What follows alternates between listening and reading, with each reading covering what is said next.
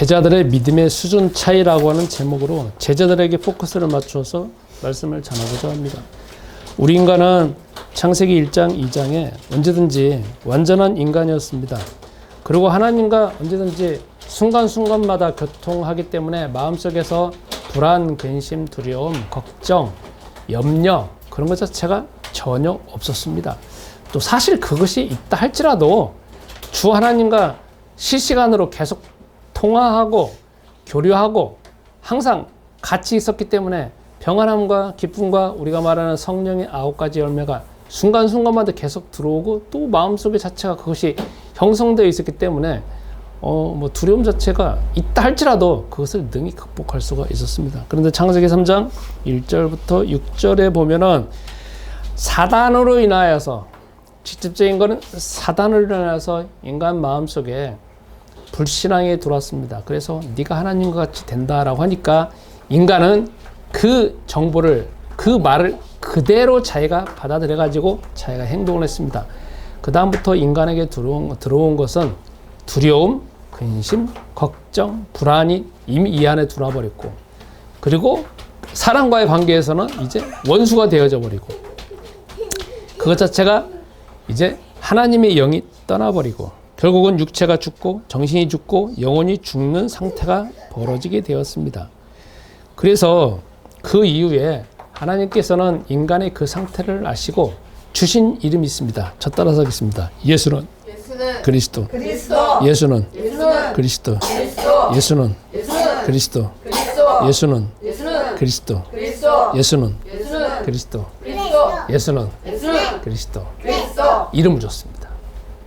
그 이름을 주면서 여자의 후손이라는 이름을 주셨고 앞으로 세상을 살면서 가장 문제가 뭐냐? 지금 현재 너에게도 문제지만 앞으로의 모든 삶의 문제는 무엇이냐면 사단을 인하여서 모든 문제가 올 것이니까 그거를 대항할 수 있는 이름이 예수가 그리스도라고는 이름을 언약을 주셨습니다. 그 다음부터 인간은 두 가지를 해결해야 된다. 첫째는 그리스도 이름을 불러서 그 이름의 능력과 그 지혜를 알아서 살아가는 거 한 번. 두 번째로는 그리스도 이름을 부르지 못하도록 수많은 생각과 사상과 사람들이 오고 있는 그 창세기 3장 15절에 뱀의 후손과 뱀으로 인한 직접적 간접적 공격을 어떻게 자기가 그리스도 이름을 이길 것이냐 이겁니다. 그러니까 세상에 태어나고 있는 모든 인간은 태어날 때부터 이미 언약의 씨를 다 줬습니다. 그리스도라는 언약이 다 주어졌어요. 근데 중요한 건 뭐냐면 해답을 주었지 그 해답을 어떻게 사용하느냐 하는 거는 결국 인간이 경험이 필요한 것이고 행동이 필요한 것입니다. 그래서 그 다음부터 성경에 보면은 창세기 3장 이후에 아담과 하와가 어떤 문제가 있다라는 것은 드러나지를 않습니다. 그런데 창세기 4장에 보면 이제 집안에 이제 드디어 문제가 생기는 것 자체가 나옵니다. 가인이 자기 형제를 죽여버리잖아요.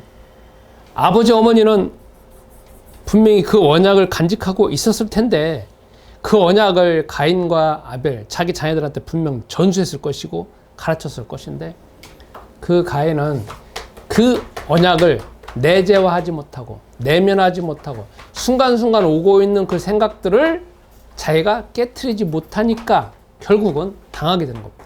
그래서 결국은 자기 형제를 죽이게 되는 일이 이제 발생합니다. 그래서 창세기 4장부터 창세기 11장까지는 창세기 3장 15절에 뱀의 후손이라고 하는 사단이 구체적으로 공격하는데 사람을 통하여서 특히 형제를 통하여서 예수님이 나중에 말씀하시잖아요. 집안의 원수가 누구냐? 집안에 있는 식구가 원수라고 하잖아요.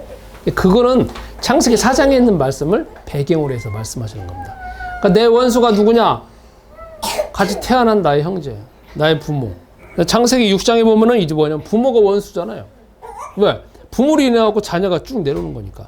또 창세기 6장에 보면은 누가 원수냐? 결혼을 통하여서 이제 딱 들어오는 겁니다. 그러니까 배우자가 원수가 되어지고 그 다 그런 겁니다.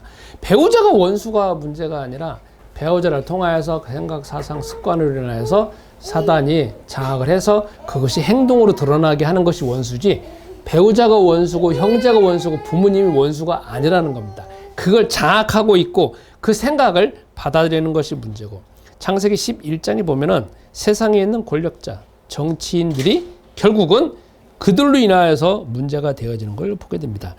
우리는 여기서 이게 구약성경의 흐름입니다. 구약성경은 크게 흘러가고 두 개의 흐름입니다. 첫 번째로는 여자의 후손을 통한 하나님의 언약이 계속 성취되어지는 거 하나하고, 하나는 뱀의 후손과 사단을 위해서 직접적으로 해서 또 나아가고 있는 딱 하나의 흐름.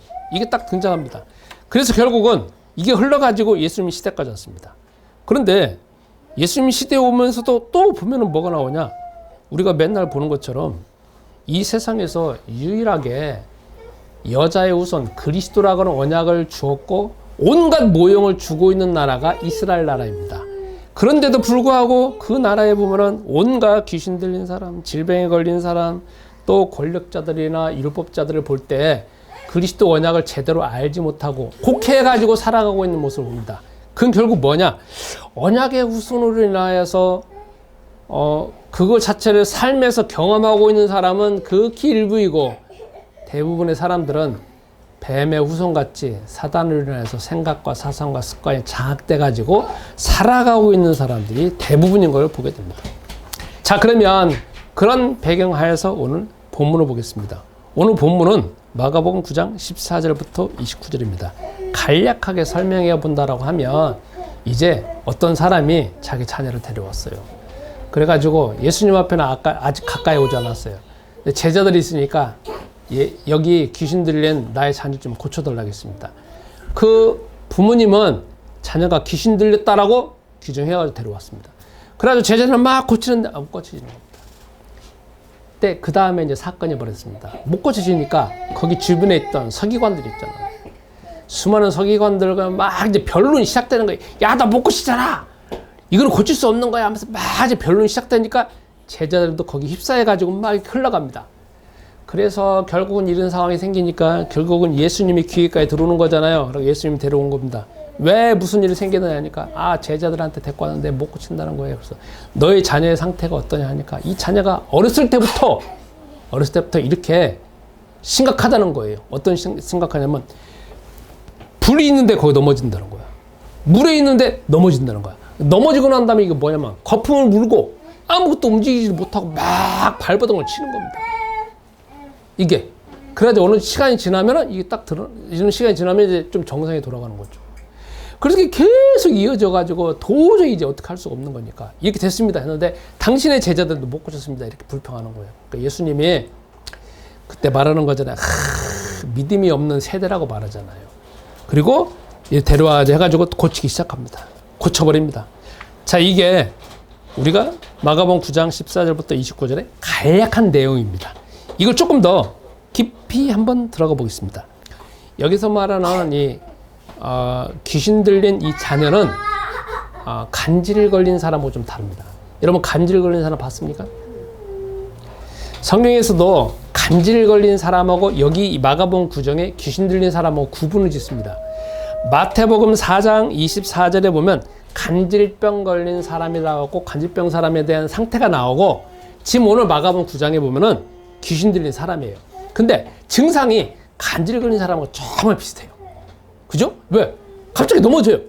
그런데 매일 막 거품을 보고 막 흔들대 막 일어서려고 하는데 못 일어서요. 그리고 불에도 넘어져, 물에도 넘어져, 막 이렇게 상태가 나와. 제가 검색에다가 질문을 해보니까 오늘날 간질 걸린 사람하고 귀신 들린 사람하고 있다고 하더라고요. 간질 걸린 사람이 오늘날 의사들이 뭐라고 말하냐면 이 뇌에 문제가 생겨가지고 간질에 걸린다고 합니다.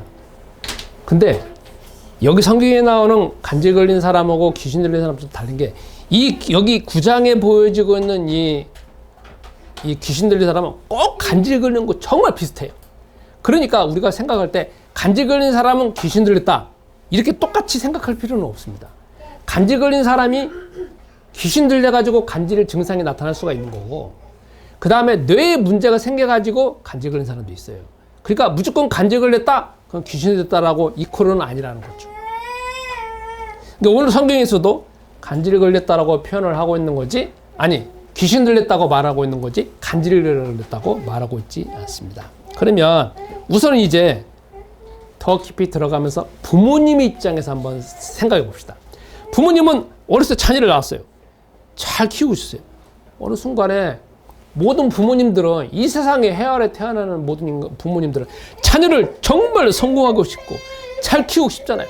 잘 키우는데 문제가 생겼어요. 왜? 어느 순간에 불에도 넘어지는 거야. 물에도 넘어지는 거야. 그러게 제어가 안 되는 거야. 그러니까 이제 항상 자녀를 보면서 불안한 거잖아요.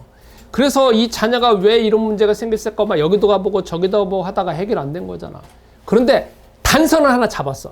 제가 귀신 들렸구나. 그래서 귀신 들린 걸 해결하려고 하는데 해결이 안 되는 거잖아요.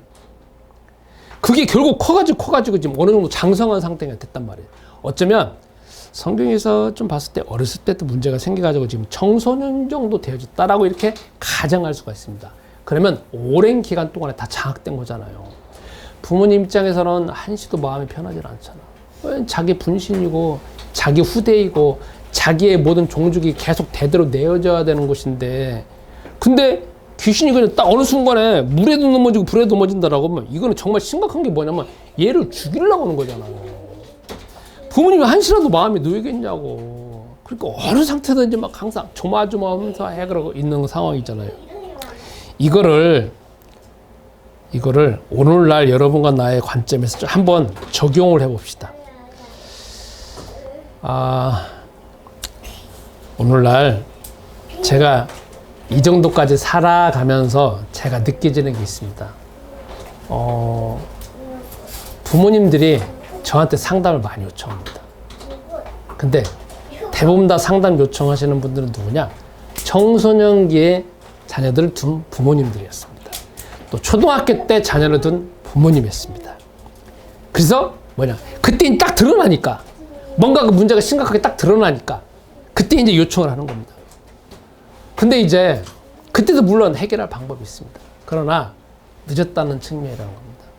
우리 부모님들은 대부분 다 어렸을 때 태어나서 아니면 뱃속에 있었을 때 태어나서 어느 정도 기간까지는 다 헌신하고 잘해주죠. 근데 문제가 드러날 때가 어느 때냐면 이제 드디어 자기 자아가 생겨가지고 뭔가 자기 자아를 딱 드러낼 때잖아요. 초등학교 때, 중학교 때, 중학교 사춘기 때 리얼하게 드러나잖아요. 근데 그때는 이미 늦은 거잖아요. 우리는 어떻게 보면 어렸을 때 뱃속에 있었을 때 초등학교 때는 거의 정성을 다해서 키워. 그러나 그때 가장 필요한 게 뭐냐면 이 아이에게 무슨 문제가 있을 것인지, 내면에서 가지고 있는 문제는 어떻게 해결할 것인지, 바깥에 내적으로 외적으로 창세기 3장 15절에 이 뱀의 후손인 사단이 어떤 식으로 공격하고 있는 자체를 어렸을 때부터 심어놔줘야 되는 거고, 특히 태아 때, 유아 때에는 그 아이에게도 또 가르쳐야 되는 거고, 아이가 못 알아듣다 한다도. 그리고 부모님이 항상 그런 것 자체가 온다라는 걸 기억하면서 계속 예수는 그리스도 훈련을 시켜야 되는데, 여기도 보면은 부모님이 그런 것 자체가 준비가 안 돼 있잖아요. 설령 바깥으로 다 안다고 할지라도 내면에 정리가 안 됐고 내면에 준비가 안 돼 있잖아요. 그리고 내면에서 정확하게 모르잖아. 그러니까 아이가 불에도 넘어지고 물에도 넘어지는데 어떻게 할 수가 없는 상황이잖아. 왜? 자기는 그걸 해결할 수 없다라고 생각을 하니까. 그래서 저는 이제 자녀가 다 결혼해가지고 이런 상황이지만 또다시 돌아가가지고 손자, 손녀를 보면서, 그리고 다음 세대에 있는 자녀를 보면서 부모님들이 정말 기도해야 되는 게 있어요. 태아 때, 유아 때 제일 중요해요. 세상에서도 그걸 연구한 학자들이 많잖아요. 3세 미만에 다 형성된다고 하잖아요. 지금 태아 때, 유아 때는 아버지, 어머니의 그 모습, 그 분위기, 집안에 있는 분위기, 어떤 식으로 대하는 것 자체가 다 그게 그냥 스폰지 같이 빨아들이잖아요. 아이가 아무것도 모르는 게 아니잖아요. 아이가 아무것도 모르는 것 자체가 우리가 지금 속는 거잖아요. 왜? 아이는 다 알아요. 그거 다 받아들이고 있는 거야. 그게 이제 어느 순간 지나면 나타나는 거지만. 그리고 심리학적으로 우리가 학자들이 연구한 걸 보면 우리가 마음속에서 가지고 있는 모든 생각은 가장 태아 때부터 유아 때부터 이게 자체가 축적이 되어져서 우리가 청소년기 딱 드러나는 거지 갑자기 청소년기 이상한 생각이 있는 게 아니라는 거잖아요. 그렇기 때문에 가장 기도해야 되는 게 어느 때냐면 태아 때 유아 때야 정말. 근데 우리는 그건 다 제껴놓고 청소년기는 우리도 제어할 수가 없잖아요. 우리도 못 이기는데 그때부터 제어하려고 하니 이게 되냐고. 그래서 지금 가장 성령 충만하고 가장 그리스도를 알아야 될 부모님들이 누구냐? 태아, 유아를 키우고 있는 어린아이를 키우고 있는 부모님입니다. 저 따라서 하겠습니다. 예수는 그리스도. 예수는 그리스도. 예수는 그리스도. 나는 하나님의 자녀. 모든 문제 끝. 마귀야 가라. 성령 충만. 세계 복음화. 내가 귀찮다 하더라도 계속 가르쳐야 됩니다. 태아 유아 보면서 이쁘다 뭐다 옷 주고 뭐 젖먹이고 뭐고 정말 그건 다 모든 부모님 할 수 있습니다. 근데 그 부모님들도 안 하는 게 있습니다. 그게 뭐냐면 예수는 그리스도를 가르쳐야 되는데 가르치기가 너무 귀찮아요. 그리고 그걸 가르칠 때는 뭐가 필요하냐? 자기 속에 믿음이 필요해요. 그죠? 아, 내가 얘를 가르쳐야 되겠다. 필요성을 가르쳐야 되겠다. 태아 때부터 가르쳐야 된다. 필요성이 있어야 되는데 필요성이 있으려면 뭐가 있어야 되냐? 속에 믿음이 있어야 되거든요. 믿음도 조금 있어갖고 되는 일이 아니라 잠깐 기분 좋으면 가르칠 수 있어요. 근데 그 정도 갖고는 안 돼요. 아이가 아예 못 알아듣는 상황에서도 10시간, 20시간 계속 가르쳐야 되는 일이야. 여러분, 한번 예를 들어 봅시다. 제가 이번 주에 인터넷 보면서 정말 의아한 게 있었어요. 우리나라에 별 2개예요. 정보사령관이에요. 문재인 정권 이전에는 정보사령관이라고 안 했고 정보사령부라고 안 했고 기무사령부라고 했어요. 기무대라고 아세요? 우리 군대 있을 때는 보안대라고 있었어. 보안대가 기무대로 바뀌어지고 기무대가 문재인 정부 시절에 정부부로 바뀌어있어. 정보사령부로. 그러나 권한이 축소되었어. 우리나라 정보사령부 보면은요, 저 군대 있을 때 누구도 함부로 건들 수가 없어.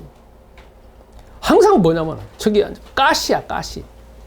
그래서 가까이 가면 안 되고 또 멀어서도 안 돼. 항상 그들은 뭐냐? 뭔가를 알아. 그래서 우리가 항상 훈련받은 게 있어요. 전화 통화할 때 저들이 항상 감시를 한다. 도청을 한다. 그러니까 전화할 때 일반적인 말을 하지 마. 항상 우리는 훈련받아져 있어. 그러니까 무슨 행동을 할 때 누군가가 보고 있다는 걸, 아니 89년도도 그게 훈련이 되어졌는데, 그럼 그 사람들은 세상에 있는 정보를 다 알고 있다는 거지. 다만 말을 안 하고 있을 뿐이라는 거. 그것도 군대인데. 그런데 정말 이해 안 되는 것이 최고 사령관이야. 저 군대 있을 때도 연대장이 최고 사령관, 그때는 기무대죠. 기무사령관이 있었던 사람이 있었어요. 그분이. 그때는 별 3개 있었어. 근데 지금은 강등대하고 별 2개더라고. 별 3개가 2개야. 기무사령관이라면 급시 어떤 사람의 급이냐면 참모총장이나 아니면 최고 사령관 똑같은 급이야. 그 급도 어쩌면 그보다 그거 높을 거야. 심리적으로는. 근데 전 정보사령관 거기는 부서가 희한해요. 왜 부서가 희한하면 전역을 하더라도 막강해. 이게. 그리고 그분들은 전역을 하더라도 뭔가를 써. 내가 가지고 있는 모든 정보 절대 남한테 아니면 누구한테 두서라. 이런 거 다 쓰게 돼 있어. 정보사령관은 얼마 최고예요. 근데 전 정보사령관이야. 근데 제가 조사를 해보니까 정보사령부 교육부장 할 때, 교육 뭔 책임자를 할 때, 거기에, 그게 교육받으러 오는 학생들 있잖아요. 교육받으러 온, 이제, 그 교육생들한테 성추행을 한 거예요. 성추행을 했는데, 그게 덮고 했는데, 안 덮어진 거야. 그래서 강제 전역을 했어. 그럼 이제 거기서 끝나는 거잖아. 근데 그 부서는 아니야. 그 정부 사령부는 내가 그랬잖아.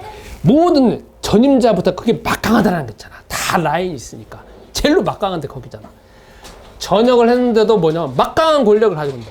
근데 그분이 희한한 게 뭐냐면 전역을 했는데 점집을 운영을 해요. 안산에서. 희한하죠? 안산에서 점집을 운영하는데 너무 잘 되는 거야. 근데 모 신문사에서 추적을 했어요. 그래갖고 거기까지 갔어. 근데 이분이 점을 치는 사람인지 아닌지를 몰라. 그것까지는 추적이 안 돼. 어떻게 할 수가 없으니까. 근데 뭐가 나오느냐? 운영을 했다. 거기 사람이 너무 많다. 그리고 지금도 많이 있다. 이거는 추적을 했어. 그건 확실하게 팩트로 나온 거예요. 저는 여기서 이제 상상을 해봤어요. 아니, 전 정보 사령관인데 무슨 점집을 운영을 해. 운영하는 건 나와. 운영을 했다는 거다.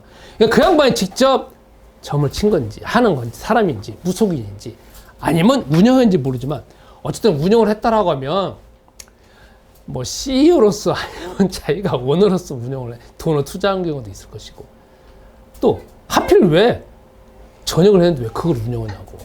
그것도 별 2개짜리가 우리나라 최고인 사람이. 그거는 그 사람이 그게 영향력도 있을 뿐만 아니라 거기에 대해서 너무나 자세한 걸 알고 있다는 거잖아요. 이게 들어왔다든지 영이 아니면 영이 들어오지 않았다 할지라도 그런 걸 전반적으로 정말 아니까 그렇게 하는 거 아니겠어요. 그걸 운영한다라고 하면. 그렇다라고 하면 그 양반도 그분도 그 영에 직접적으로 간접적으로도 배웠던지 뭐든지 할 정도가 아니라 아예 그렇게 살고 있는 사람이라는 거예요. 그럼 이게 한순간 자기가 저녁에서 뭐 할 거 없어 그거 한 게 아니잖아요. 오랫동안 그게 장악된 거잖아. 그러면 그걸 또 추적을 해보면 어쩌면 그분이 어느 순간에 어떤 계기로 인해 가지고 그걸 했을 수 있지만 가만히 추적을 해보고 추리를 해보면 어렸을 때부터 그런 일이 있다는 거죠. 우리가 바깥에 보면 지금 현재 우리나라의 무속인이 30만이 넘은 거 아니라 100만이 된다고 하더라고. 그게 종사하는 사람들이. 앞으로 온라인 시대가 되어지니까 더 많아질 거라고. 이게 또 점집이요. 요즘에 얼마나 디테일하게 되는 줄 아세요? 정말 돼 있어. 몇 초 단위로도 돈이 나와. 돈이 계산이 되어져. 1분 상담은 얼마 이게 다 나와. 쫙 나와 있어. 근데 그게 다 보면서 야 이게 우리나라에서만 머무르는 게 아니라 세계화 되겠다는 생각이 드는 거예요. 왜 우리나라 얼마나 인터넷 발달돼 있겠어요. 저거 정말 세계로 쭉 가겠다 이 생각을 하고 되는 거지. 그러면 그분들이 한순간 뭔가 영이 들어와서 그런 게 아니라 이미 어렸을 때부터 그 일이 있다는 거지. 근데 부모님은 몰라. 주변에 있는 사람도 몰라. 다만 얘는 쟤는 뭔가 희한하게 헛것이 보인다고 한다더라. 아니면 뭔가 아파가지고 뭔가 희한하게 된다더라. 병원에 가도 병명이 안 나오더라. 그런 식으로 부모님만 알고 있을 뿐이지 주변에 있는 사람 알고 있을 뿐이지 그게 귀신 들렸다는 것 자체를 인정을 안 한다는 거죠. 그러니까 신병 걸린 사람들, 무속인들 그 사람들은 이미 어렸을 때부터 태어나기 전부터 태어나서 아버지 어머니를 통해서 어느 순간에 그런 영이 들어와져 있어갖고 계속 우리가 말하는 후대를 키우는 것처럼 자기 제자를 키우는 거잖아요. 그러니까 수십 년을 키워가지고 결국은 무속인이 되게 만들든지 그 영향력을 있게 만든다는 거고 또 그 사람이 영향력을 입어서 그 사람이 정보사령관까지 올라갔다는 거죠. 그 사람은 이 영이 들어온 정도뿐만 아니라 능력, 그 다음에 지식, 학식 그 자체가 다 튀어나게 만드는 거잖아요. 그러면 그래서 우리 부모님에게 정말 필요한 게 뭐냐? 어렸을 때부터 이 자녀가 크면 되겠다. 공부 잘 시키면 되겠다. 먹을 것 잘 입히면 되겠다. 옷 잘 챙겨주면 되겠다. 그리고 해달라는 거 다 장난감 사주면 되겠다. 그건 어느 부모님이나 다 할 수 있습니다. 그리고 그거는 적당히 해도 되고 많이 해도 되고 그렇게 상관없습니다. 다만 더 중요한 게 뭐냐? 그 아이에게 내가 귀찮다 하더라도 예수는 그리스도 가르치는 게 정말 필요합니다. 제가 이번 주에 손자를 한번 본 적이 있습니다. 최장 10시간 이상 본 적이 있어요. 저 혼자만. 와, 저번 주 토요일 날은 아침부터 있잖아요. 저녁 10시까지 봤어. 혼자. 와. 근데요, 계속 예수는 그리스도 가르치기가 이 속에서 귀찮은 거예요. 제가 가지고 귀찮으니까 이게 텔레비전을 켜서 유튜브로 보여줘야 하는데 이 리모컨 거기 가는 게 있잖아요. 귀찮은 거예요. 제 속에서도 제가 목사인데도 귀찮더라고. 귀찮아가지고 안 키워. 그리고 왜냐면 귀찮으니까 야 그냥 예수는 그리스도야 이 말 한 번만으로 끝나는 거야. 부모님들이 그런다는 거지. 이 한 번만 하고 얘가 됐냐 이거지. 24시간 가운데 1초 말하는 거 하고 그거를 10시간 20시간 틀어주는 거 같냐고. 저도 귀찮은데 제가 심지어 목사인데 귀찮은데 부모님들은 얼마나 귀찮겠냐고. 이거 트는 데 있잖아요. 갑자기 틀어지는 게 아니잖아. 그러니까 또 그걸 메뉴 고르는데 또 시간이 걸리는 거야. 그래서 어느 순간에는 제가 어떻게 했냐. 켜놓고 그냥 그 손자가 자면은 그냥 멈춤해놨어. 귀찮으니까. 그리고 다시 오면 또 틀어놔. 계속 틀어놔. 그 엄마 아빠는 알 거야. 아, 저분들 오시면 맨날 틀어놓는다는 걸 알 거라고. 왜? 이게 그래서 우리가 어렸을 때에 부모님이 정말 중요하다는 걸 꼭 기억하셔야 됩니다. 두 번째로는 이제 부모님 입장에서 귀찮은 일이지만 예수는 그리스도 해야 되는 일이지만 두 번째 꼭 해야 될 게 있습니다. 여러분, 우리는 신앙생활 하는데 그냥 성도가 아니잖아요. 우린 다 같이 제자잖아요. 성경에서 구약 성경에서 나오고 있는 아브라함, 이삭, 야곱, 요셉은 다 뭐냐면 그리스도의 언약을 가진 성도가 아니고 교회 한두 번 나오는 사람이 제자잖아요. 그 제자를 또 제자를 계속 키우는 거잖아요. 그러니까 성경은 제일 중요한 게 누구냐? 제자예요. 근데 오늘 이제 제자의 관점에서 한번 우리 본문을 보겠습니다. 지금 마가복음 9장입니다. 마가복음 1장부터 9장까지 쭉 흘러갈 때 제자들의 입장에서는 거기서 수많은 예수님이 그리스도라는 걸 봤습니다. 그리고 귀신 들린 사람 수없이 고치는 거 봤습니다. 마가복음 1장부터 9장까지만 보면은 귀신 들리는 사람들이 몇 건 나오잖아요. 그런데 그건 대표적으로 몇 건 나오는 거지. 그걸 만약에 다 표현한다라고 하면 얼마나 복잡하겠어요. 그러니까 계속 수시로 귀신 들리는 사람을 치료하고 고치고 있는 게 나옵니다. 왜? 귀신들이 그때 발작을 하잖아요. 성경은 왜 마가복음 9장에 귀신 들리는 사람이 그리고 마가복음 1장부터 16장까지 왜 귀신 들리는 사람을 등장시키는 이유가 뭐냐? 귀신은 뭐냐? 창세기 3장 15절 뱀의 후손에 대표적으로 드러나는 사람들이잖아요. 마귀의 완전 하수인들이잖아요. 딱 드러나가지고 지금 리얼하게 하나님의 자녀하고 그리스도하고 지금 대항을 하고 싸우는 거잖아요. 그러니까 귀신이 대비를 시키는 거야. 드러나는 거야.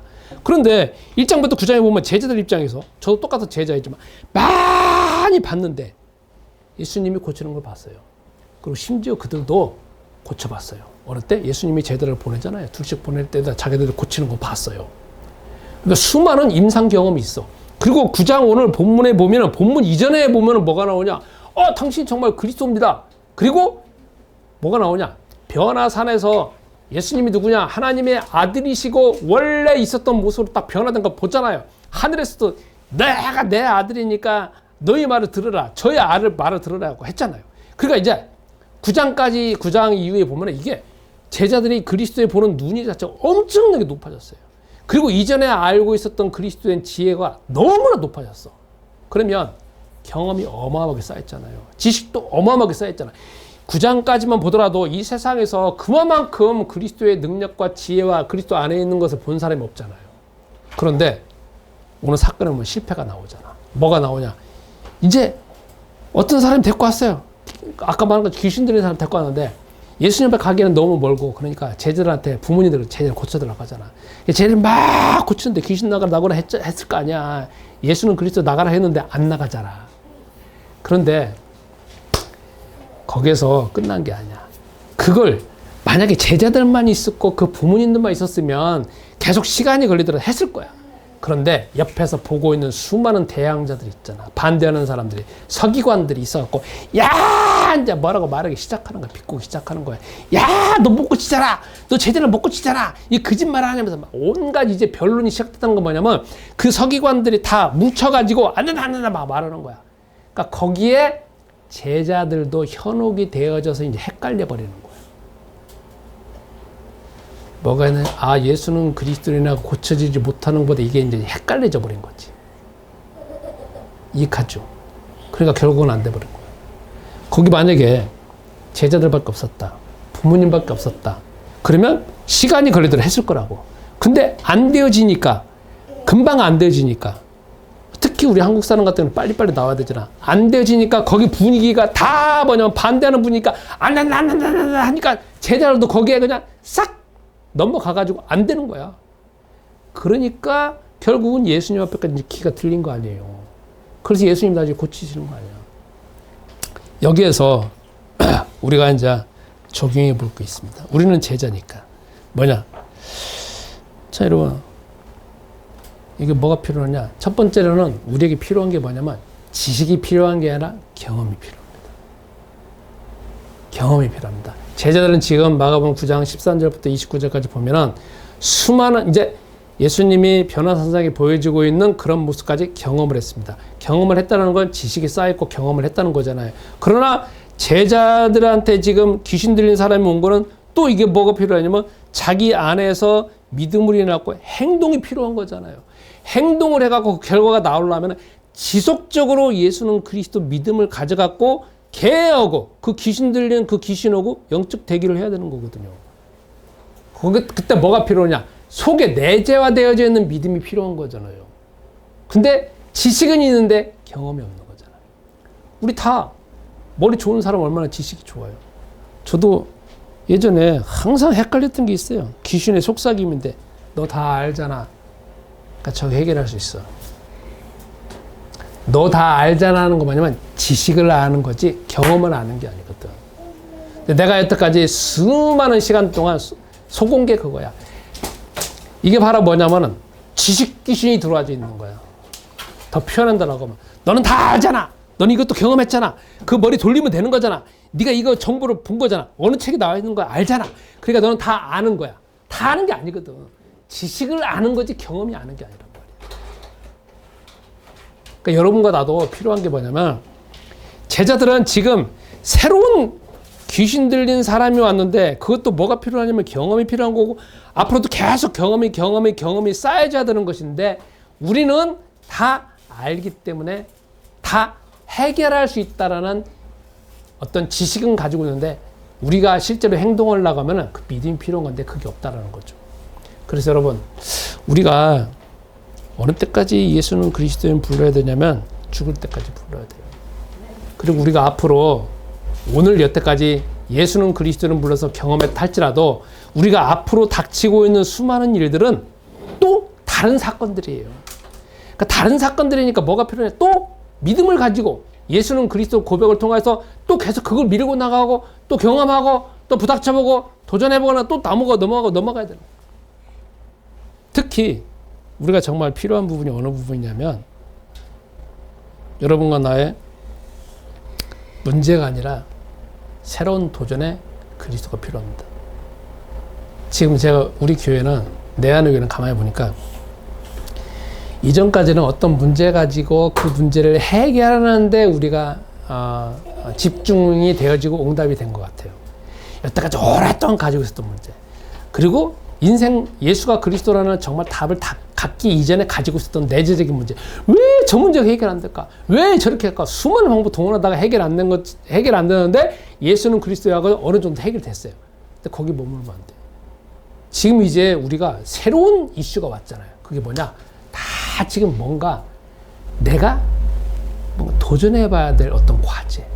나는 이걸 꼭 해봐야 되겠다 해갖고 새로운 뭔가 이슈가 생겨가지고 새로운 도전 문제가 생겨가지고 지금 도전하고 있는 상황이란 말이에요. 그럼 도전할 때는 뭐가 필요하냐? 이전에 한 번도 없었던 뭐가 필요하냐면 계속 시행착오 가운데 또 도전하고 시행착오 가운데 도전하고 시행착오 가운데 도전하는 건 필요한데 시행착오 할 때 우리에게 오는 영들이 있어요. 속삭임에. 야, 너 안 되잖아.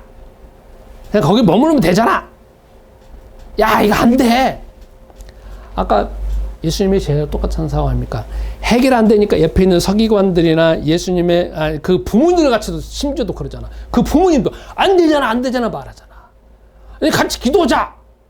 예수는 그리스도 여태까지 해결했으니까 해보자. 도전하자. 이게 아니라 부모님도 그러잖아. 안 되잖아 말하라. 그러면 우리 지금 똑같이 적용해본다면 우리는 지금 새로운 일을 하고 있잖아요. 새로운 도전을 하고 있잖아. 도전할 때 한 번도 안 해봤기 때문에 여러분 속에서 내성이 안 생겼을 거라고. 여러분 속에서 데이터가 별로 안 쌓였을 거라고. 지금 여러분과 내가 하고 있는 새로운 일들은 끊임없이 도전해야 되고, 끊임없이 속에서 불신앙과 속에서 안 돼, 그거를 겪고 나아가야 되는 일이란 말이에요. 그리고 겪고 나갈 때 우리에게 데이터도 없지만 우리에게 그거를 말해주는 증인도 없기 때문에 계속 시행착오로 나가야 된단 말이에요. 그런데 거기에 그냥 머물렀고 되는 일이 아니잖아요. 우리는 거기에 뭐가 필요하냐. 예수님께서 오늘 할 수 있거든요. 무슨 말이냐.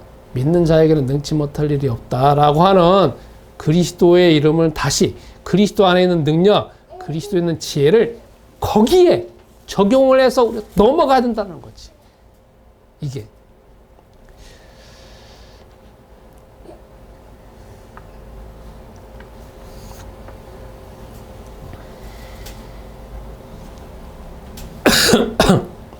또 한 번 하나 더 적용해 보겠습니다. 제자들이 안 된다라고 할 때, 아, 나 안 돼! 하고 주변에 수도 없이 왔을 때 거기에 그냥 분위기 휩싸이는 거잖아요. 그런데 성경은 유일하게 나와 있는 게 귀신 들린 자를 못 고친 것이 여기에만 나와 있습니다. 제자들은. 그 이후로, 마가복음 9장 이후로 보면은 제자들 뭐 불신앙했다는 건 나오는 거지만 귀신을 유인하고 실패는 안 나와요. 그러면 우리가 장기적인 측면에서 봤을 때는, 그 순간만 봤을 때는 제자들이 실패한 거지만 장기적인 측면을 봤을 때는 실패가 아니잖아요. 실패는 성공했느냐 실패했느냐 그 순간만 보는 거지만, 실패했다는 건 뭐냐면 시행착오 했다는 거잖아요. 왜? 한 번도 안 해본 거니까 당연히 실패하는 건 당연한 거 아니에요? 당연히 하다가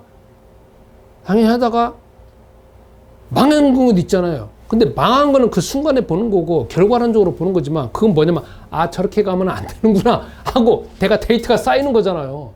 근데 젊은 사람들이나 우리나라의 분위기는 뭐냐면 한번 하다가 안 되지만 아, 저것만 안 돼. 그러면 더 이상 발전이 없죠. 그죠? 제가 저 이야기가 아니라 인터넷에 보니까 유명한 김미경이라는 강사가 있었어요. 그분이 하는 말이 있더라고. 온라인 시대에는, 예전에 오프라인 시대에 사업할 때는 다 준비해가지고 완벽하게 준비해서 100% 준비하고 해야 결과가 나온대. 그래도 결과가 안 나온대. 온라인 시대는 뭐냐? 5%만 가능성이 있어. 95%는 아무것도 몰라. 5%들 해야 된대. 그래서 뭐냐? 겪고 시행착오라는 거 뭐냐면 계속 겪어야 된다는 거야. 우리는 지금 뭐가 필요하냐? 1%만 뭔가 하더라도 해봐야 되는 거야. 예수는 그리스도는 부르면서 5%도 해봐야 되는 거야. 해보는 가운데 조금 낫고 이렇게 가는 거잖아요. 그죠? 예수님의 제자들도 그 순간만 보면 해결 안 되는 거지만 예수님이 해결하잖아. 그러면 제자도 나중에 예수는 그리스도는 부르면서 해결했다는 거잖아. 결국 궁극적으로는. 그러니까 우리는 실패를 두려우면 안 돼. 그리고 실패는 실패가 아니야. 결과론적인 입장에서 보는 거고 성과적인 입장에서 보는 거지. 실패는 뭐냐? 아, 저렇게 가면 안 되는구나. 데이터를 얻는 거잖아. 아, 그 데이터를 얻어야 그 다음부터 다른 방법을 찾을 거 아니냐고. 실패해서 거기 머물러가지고 안 된다는 게 아니라 이건 안 되네? 그럼 다른 방법을 해볼까? 이건 안 돼? 그럼 이거 해볼까? 계속 수학 공식처럼 나가야 되는 상황이라. 마지막 세 번째. 여러분, 제자들은 이런 상황을 볼 때 제가 또 생각해 보는 것이 있습니다. 뭐가 필요하냐? 여러분, 우리 신앙생활 할 때 이렇게 예수가 그리스도라고 충만할 때가 있습니다. 근데 우리가 제일로 위험할 때가 언제인 줄 알아요? 아침에 일어날 때요. 우리 신앙이 리셋되는 시간이 언제냐면 아침에 일어날 때요. 이게 정말 아까워. 아니, 어제 저녁까지 충만했어. 아침에도 그렇게 연장되면 얼마나 좋아. 근데 저 이야기를 하면 저녁에 잠을 잘 때 충만해. 근데 밤에 꿈을 꾸면 맨 초등학교, 고등학교 때로 가고 있어. 그래서 누군가가 듣기 싫어하는 말이지만 고등학교 가고 누구를 쫓아오고 있는 상황이야. 그래서 아침에 일어나면 너무 허망해. 아씨, 이게 뭐냐고. 그런데 아침 되면 맨날 리셋이 되고 있는 거야.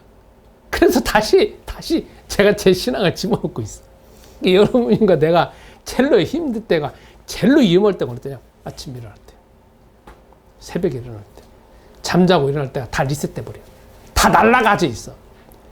근데 그걸 뭐냐면 그냥 날아가 있네 이렇게 생각하면 안 된다는 거지. 그걸 그냥 내버려 두고 일주일에 한 번 와가지고 잠깐 충전하고 될 일이 아니라는 거. 그러니까 그게 누적이 되고 누적이 되어지면 결국 예수님의 제자들 같이 뭔가 문제 생기면 해결 못하는 상황이 계속 누적될 수밖에 없다는 거. 그래서 가장 위험할 때가 아침에 일어날 때, 잠자면서 꿈꿀 때, 그때 가장 위험. 그래서 어떻게 하느냐? 그때 불러야 돼. 저 따라하십시오. 예수는 그리스도. 예수는 그리스도. 예수는 그리스도. 예수는 그리스도. 저도 어느 순간에 잠자거나 꿈꾸거나 갑자기 화장실에 가려고 새벽에 일어날 때 리셋되는 거 봤어요. 그래서 어떻게 하냐. 무섭구나. 다시 불러야 되겠다. 계속 훈련을 시키고 있어요. 그래서 여러분 뼛속까지 만들어놔야 돼. 그래야 뭔 상황이 생기더라도 도전할 수가 있는 거 아니겠습니까? 그래서 여러분 이번 주에 또 새해가 시작됐고 우리는 다 지금 교회 내 안의 교회의 흐름이 뭐냐면 새로운 일에 지금 도전하고 있는 상황에서 제가 이제 감히 상상을 해볼 때 내년에는 그 도전했던 걸로 인해 가지고 많은 결과가 이루어지겠다라는 그러한 기대를 해보고 또 그렇게 또 결과가 나올 거 당연히 나올 거라고 알고 있습니다.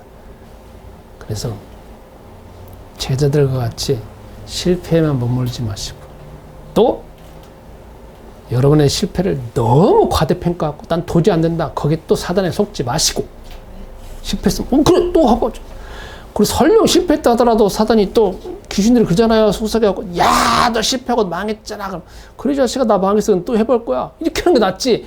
그래 나 그랬어갖고 왜 나를 그렇게 만드냐고. 내 안을 그죠?